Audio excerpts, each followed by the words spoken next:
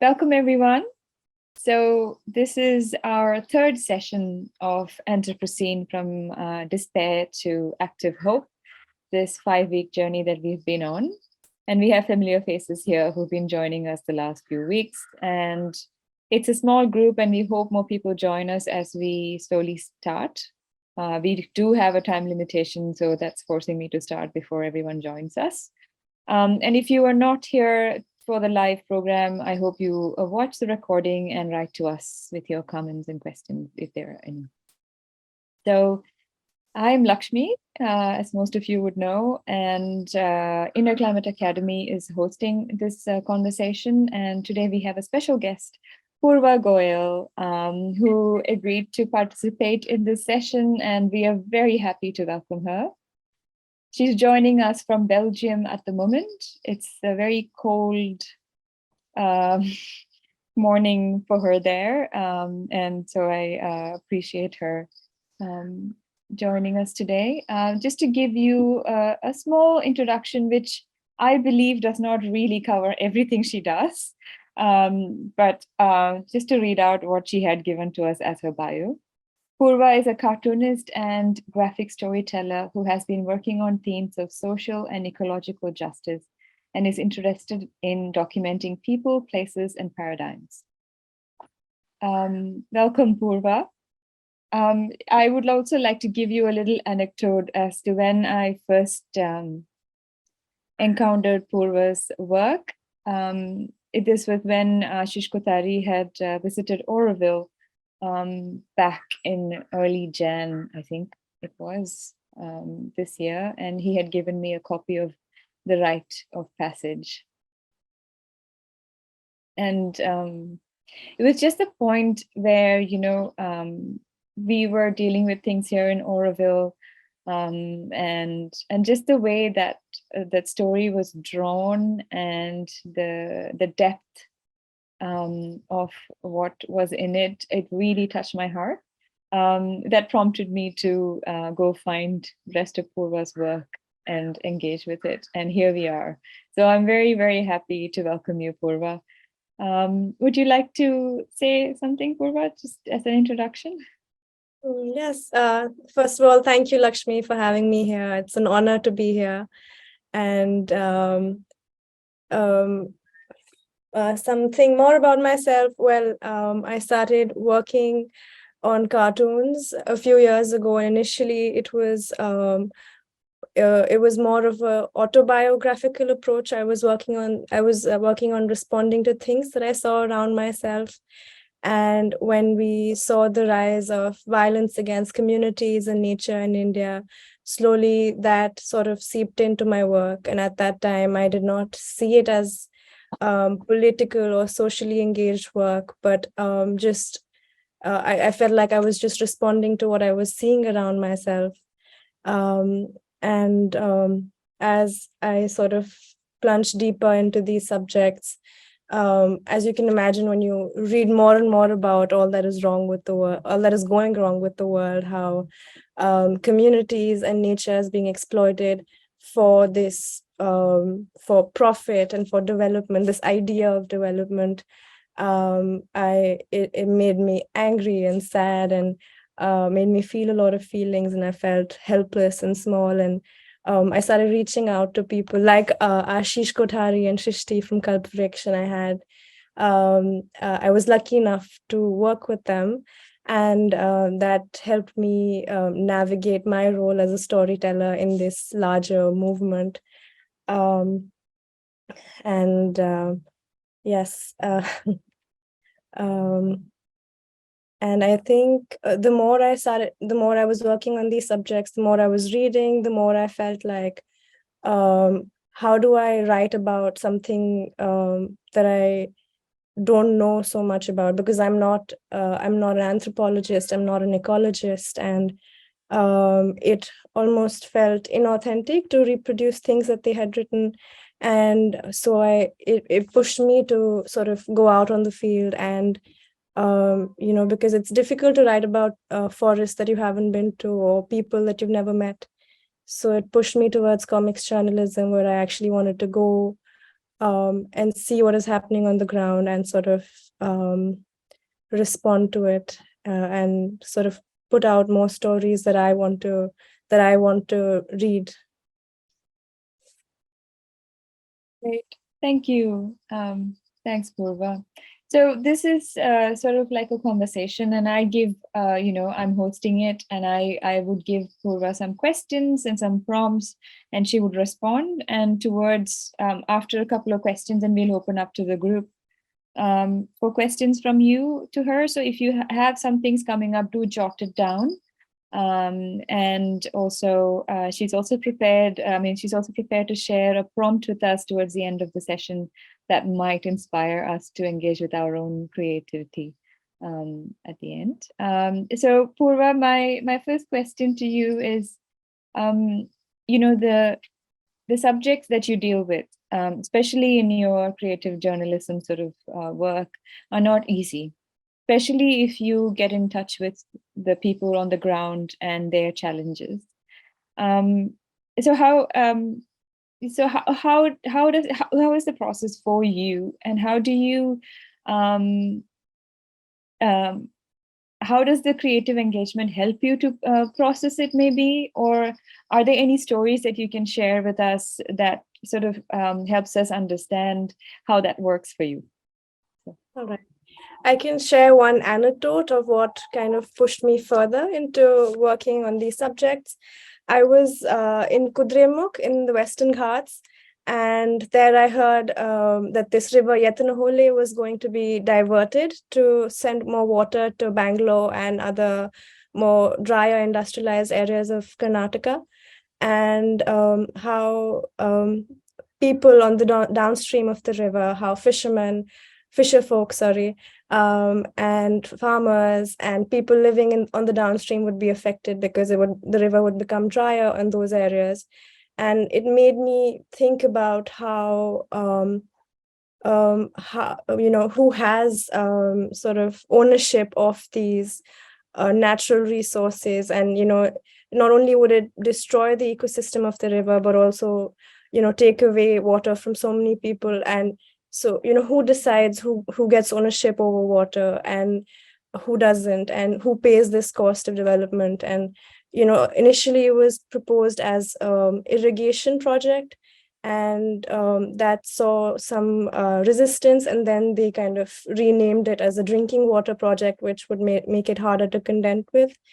And that was it just made me feel really angry, and it made me want to write about this. And I felt like it for me, working with words and image it's always been this instinct to sort of translate what I'm feeling into a more tactile, more tangible thing.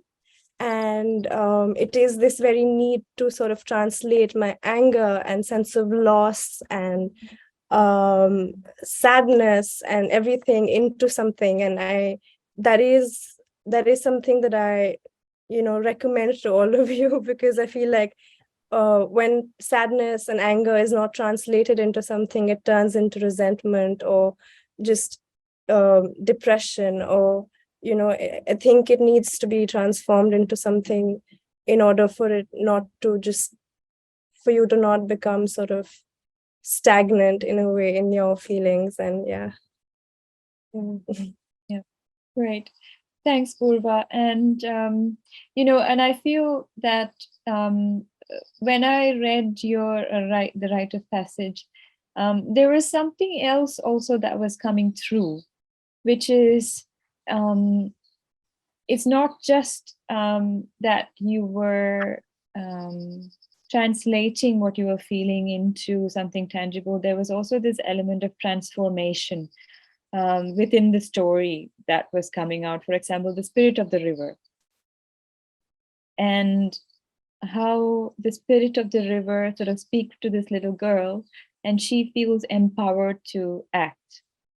And so there's something in there. And I wondered, when I was reading it, I wondered about how did that happen, that in that story, when you were drawing it or when you were thinking of it, if you would like to share, that is, Because it seemed like a bit more something else was happening, because from there you're able to see possibility and empowerment within the story. If you could share a little bit about that. Yes, I think for me,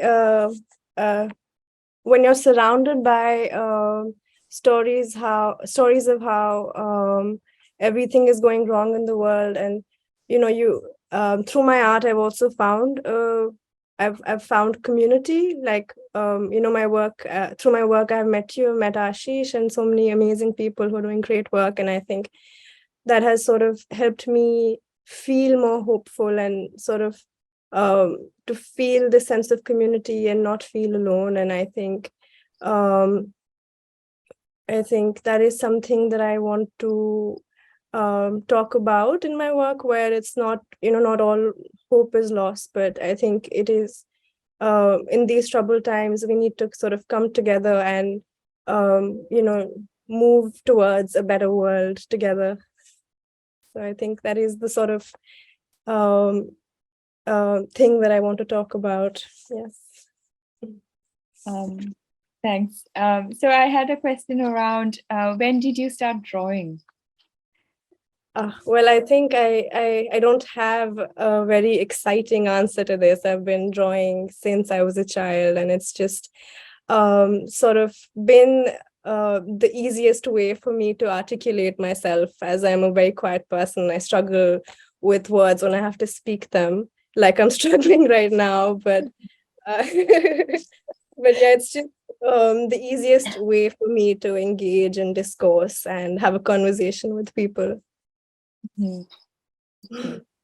Okay. And I think the other question I had was also, it seemed to me that there's a lot of work that goes into each of your, especially your, the journalism or the stories that come out. There's a lot of information as well. Like, for example, about the Forest Rights Act, about what's going on, the narratives. So how long does it take? How long does the process take for you, for example, to finish a body of work with a community, is what I mean? Well, there's no sort of set time frame, but it is a very lengthy process, because I like to first educate myself, read more about it, and to listen to things, and then if it is possible, if the project allows, I like to go on field and have conversations with people, spend time in their environment, drawing them, and drawing their objects and their surroundings, and just kind of noting down my observations and my own reflections of these interactions, and then sort of processing them and coming up with the script, and then working on a storyboard, and then working on the final draft. So yes, it is a very lengthy process, and it does take quite a bit of time to develop a story. And do you take it back to the communities that you work with? Sorry? Do you take it back to the communities that you work with? Yes, I do try to. I mean, most of my comics journalism work is still in process. Like, for example, there's a graphic novel that I've been working on for the past 3 years, based in the Western Ghats, about how the Sharavati River there has been dammed several times, and people have been displaced by it several times. And there's the Myristica forests over there that are threatened by it. And so I do go back, and then I do show them my sketches and my drafts, and they're happy to look at it, and they're happy to say what works and what doesn't. And it's really rewarding to do that. Great.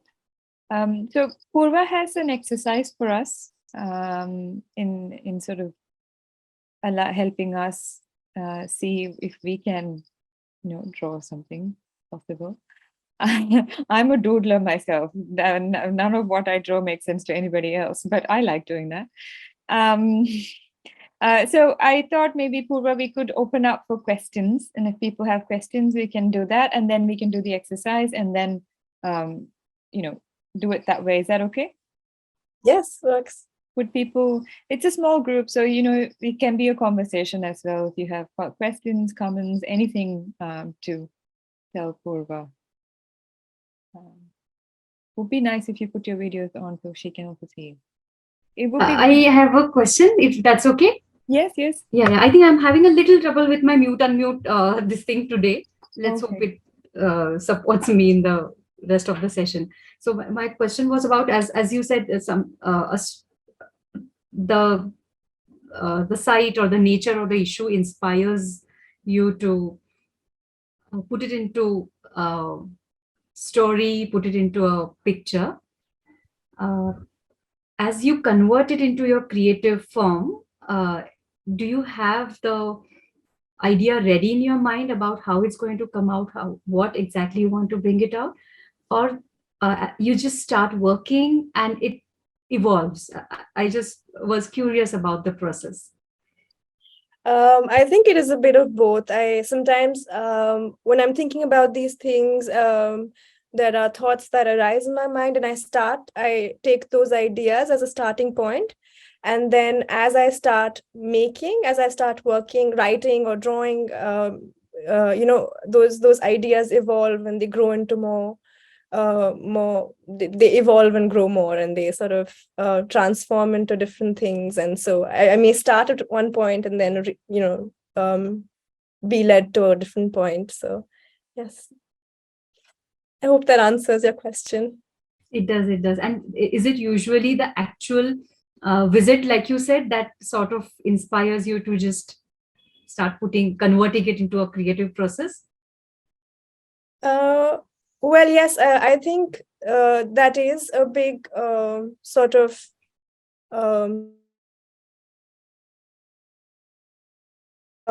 when I'm like being there and seeing things and speaking with people is sort of inspires things. Sorry, I'm not being very articulate right now, but yes, being there and seeing things inspires me to sort of write and make things. Yeah, so it definitely is in some ways a starting point. Yes. Thank you. I think Deepthi has a question. Yep. Thank you for this conversation. I was curious about, are there times of overwhelm? Because um, when one is in community, and especially when there's so much going on and there's a message somewhere to give through art, I mean, that's the transformation and empowerment story. I was wondering how, if you've had experiences of, oh my God, and am I doing the right thing? That's sort of curious to know what your journey has been with it. Yeah, well, there are a lot of moments of feeling very overwhelmed, and also this sense of um, sort of borrowing somebody's story and telling it, and that has also been something that I struggle with. What gives me the right to sort of go to a community and tell their story? And I think it's something I struggle with even now, just sort of questioning that and looking back at that. But I think when I think of it as not sort of telling someone's story on their behalf, but sharing their voices, that sort of makes sense to me. And yeah, I think sometimes it feels like, oh my God, I'm making art, and it feels very armchairy sometimes. And but I think working with people has sort of made me realize how important storytelling is, and how we need to hear more of these stories. And I personally want to share these different worldviews of people that live closer to nature, not to romanticize anybody, but people who have ways of functioning and existing outside these dominant ideas of growth and development, and of having this really extractive relationship with nature. And that is something that I want to talk about. So that's what I do. Thank you, Purva. Beautiful work. Thank you. Anyone else? Questions? No? Okay, so I think we can go to the exercise, Poorva. Okay. All right. So I would like to start with saying that if you sometimes struggle with drawing, if you feel like, oh, I'm not an artist and I can't draw, please don't worry about it. I think like a lot of my friends who think they are not very artistically gifted, they tell me, oh, I can't even draw a straight line. But let me tell you, it's not about drawing a straight line. Some of the most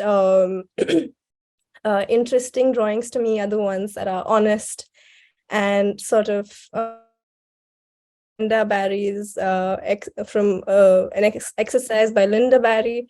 She is an excellent comics teacher and cartoonist, and she always says that drawing is our native language. We just need time to become fluent in it. And I think by fluent, she doesn't mean we need to be perfect drawers, but we just need to become more comfortable doing it. So if you have a pen or a pencil around you on paper, I would recommend use that and not a digital device. And no erasers allowed. Okay, so yes, I'm just going to find my notes. There they are. Sorry. So I invite you to close your eyes and think of a feeling that you have felt strongly in the recent past. You could write about gratitude, loss, anger, grief, or any other feeling that resonates with you more at this moment. You can take 2 minutes to think about this.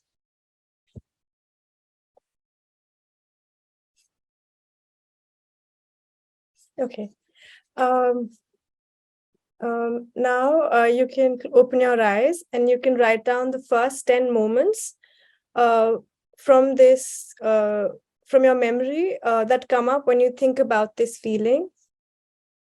And you have 2 minutes to write down those 10 moments that you think about. And if you have any questions, if I'm not being clear enough, please let me know. Please feel free to interrupt. Yeah. Okay. So yes, you have 2 minutes. Hi, so it's 10 memories that come to us when we think of that feeling, right? That's what we are supposed to write, right? Yes, 10 memories or 10 moments. Yes.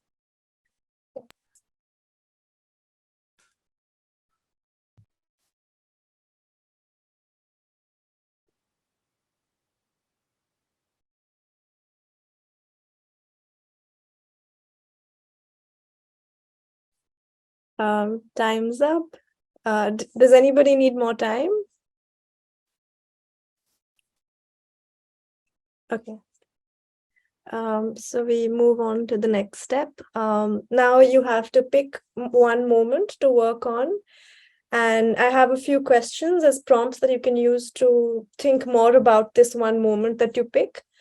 You can answer these questions for yourself in words, in like one word or a sentence. Okay, so the questions are, why were you feeling this feeling? Where was this feeling coming from?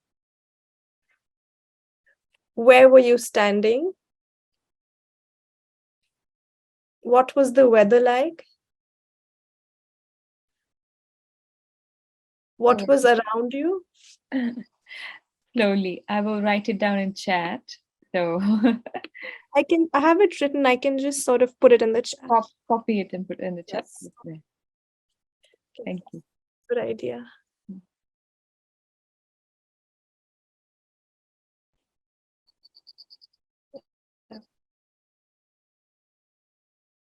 What was around you? Where in your body did you feel it the most? What did you want to do or not do in that moment? If that feeling had a shape, color, or form, what would it look like? And you can go through the questions once again in the chat at your own pace. You have 2 minutes to answer these for yourself. And you can always write down anything else that comes to your mind. It just doesn't have to be answers to these questions. These are just there as prompts.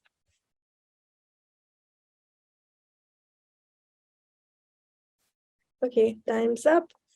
Now, sorry, your notes should help you recreate or talk about that moment or that feeling with more clarity. Please feel free to use words or drawings or just words to recreate this memory for yourself. You have 10 minutes. Is 10 minutes okay, Lakshmi? Yeah. Yeah. All right. So please go ahead and sort of try to draw or write or both about this moment. Thank you.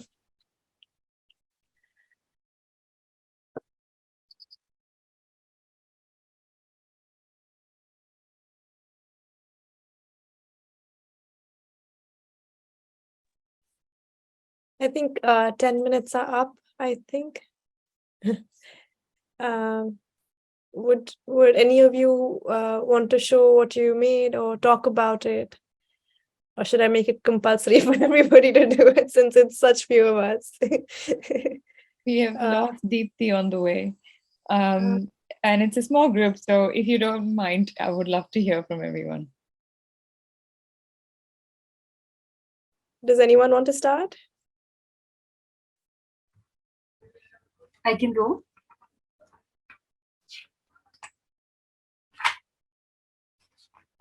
So I'll start by showing what I've done. I am not an artist or anybody, but like you said, just try to give myself that space and freedom to just do what I felt like in that moment. So these are sunflowers, and this whole thing is the vast expanse of the sky.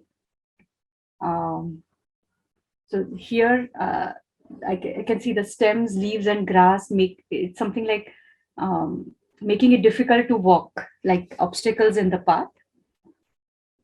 Whereas the flowers are a visual treat, they are beautiful, representative of something which is full and rich, but also reminder of fleeting nature And I can see there are flowers which have wilted and petals fallen along with fallen leaves on the ground. So they are also nourishing and nurturing the flowers which are blooming now in the present time. So I felt this while I was drawing. And before I drew the prompts that you gave, I was thinking of pain and discontent, but also a feeling of gratitude. So it was a mix of these feelings. And suddenly I thought of Van Gogh's sunflowers that came to my mind. Of course, his were in a pot, but somehow when I started drawing, they were rooted firmly in the ground. So this just came out. Thank you for listening. Muted. Thank you for sharing that, Supriya. That's lovely. Did you enjoy this? Did you enjoy the exercise? I did a lot. Thank you. Would anyone else like to go next? Yeah. So when the first prompt was given, I think the first thing that came to my mind was loss. So and loss has many layers for me, like, and something that really changed the way I perceive life is rooted in the loss that I've experienced as a person. And for me, so, and in the next prompt, uh, where was this feeling coming from, or what did I feel in my body? I think that it is to that prompt that I started drawing. So this is what I drew, and I don't know if this is clear. So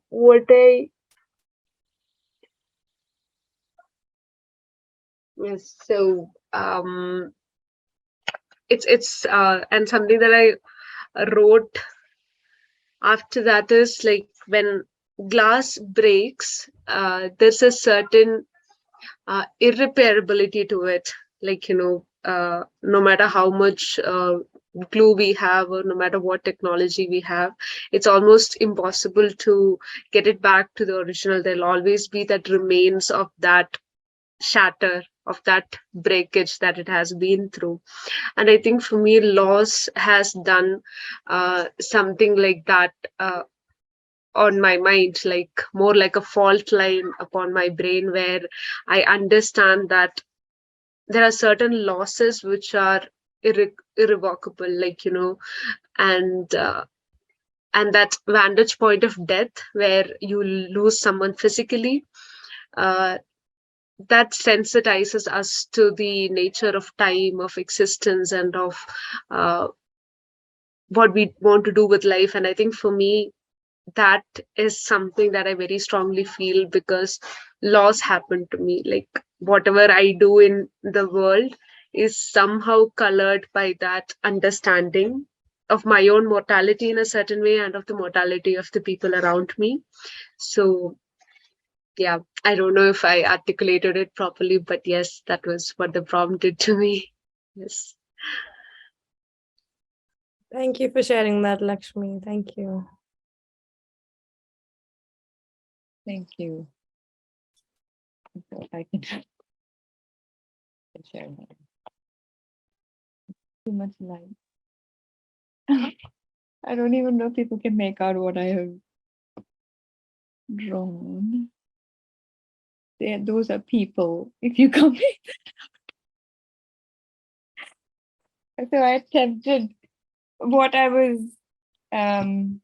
This was also, I guess, the memory. I was thinking of this one instance. So not so long ago, I was in central India, sitting in a village, and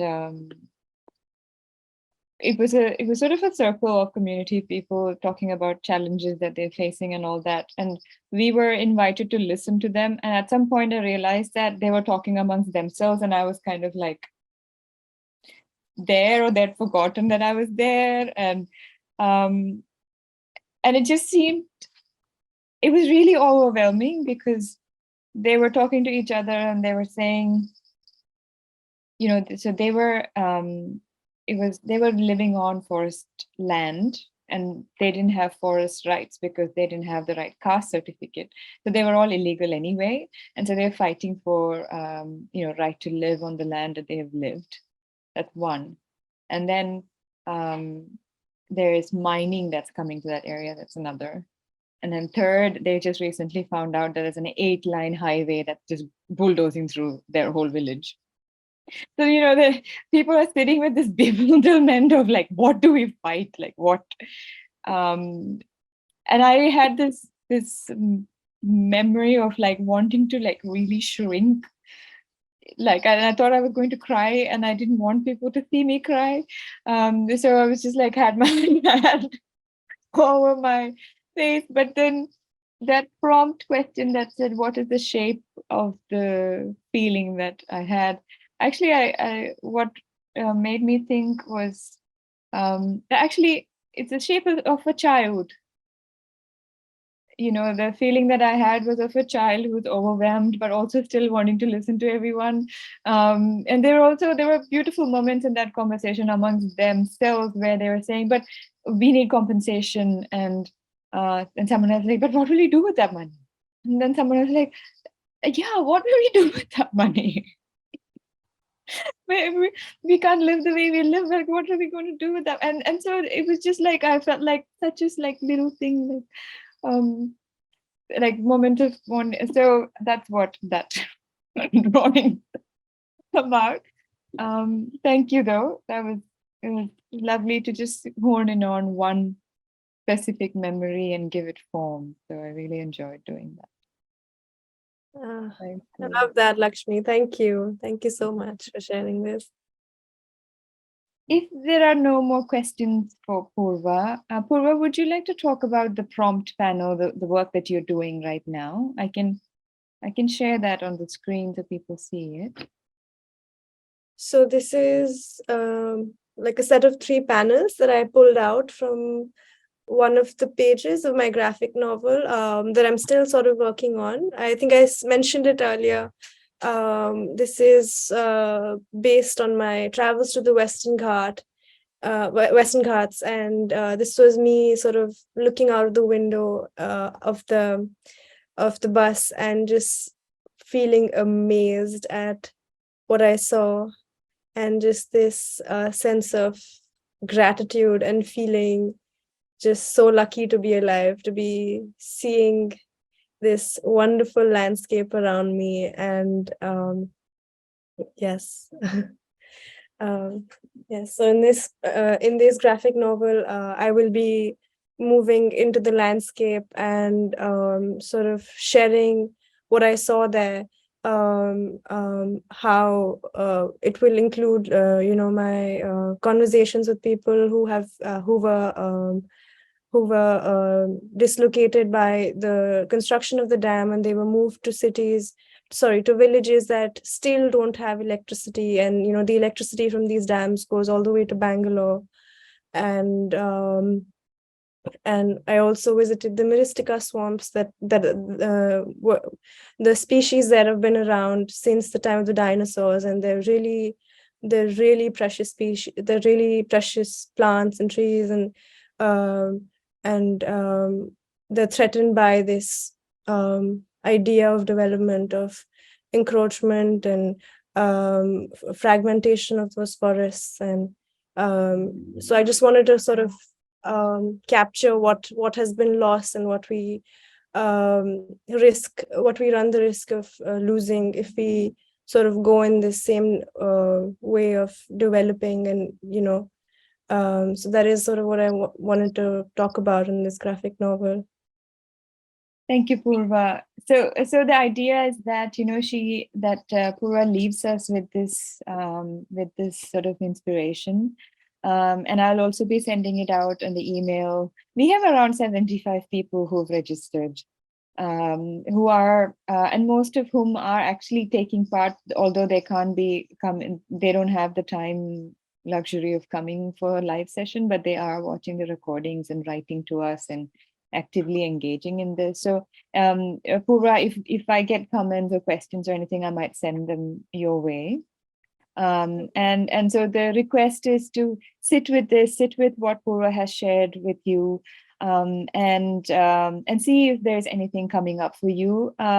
Whatever that medium is, whether it's writing, whether it's dance, music, movement, art, play, whatever medium, because I think each of our expressions are unique, and for me the ask is that you engage, even if it seemed to be difficult.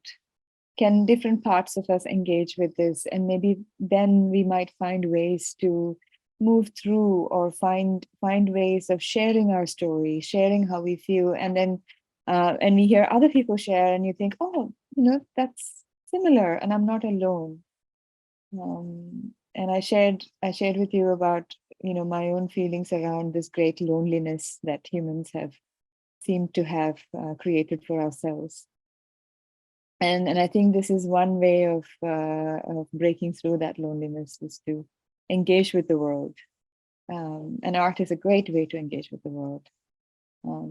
And what was that quote, Poorva, that you said, that everyone's a cartoon? What is it? It was, I think, that drawing is our native language. Drawing and all we need to do is to sort of to take the time to become fluent in it. Yeah, that sounds great. So with that, I want to close this session. Poorva, thank you so much for coming. And I hope, this inspires people to, get fluent in drawing your story, and see where that goes. Thanks so much, everyone, for coming. If you have further questions or comments or whatever, write to us and we'll pass that on to Poorva. And we will look forward to that book that's coming out, Poorva, whenever it comes out. Thank you, Lakshmi, for having me here. And thank you, everyone, for joining us today and taking part.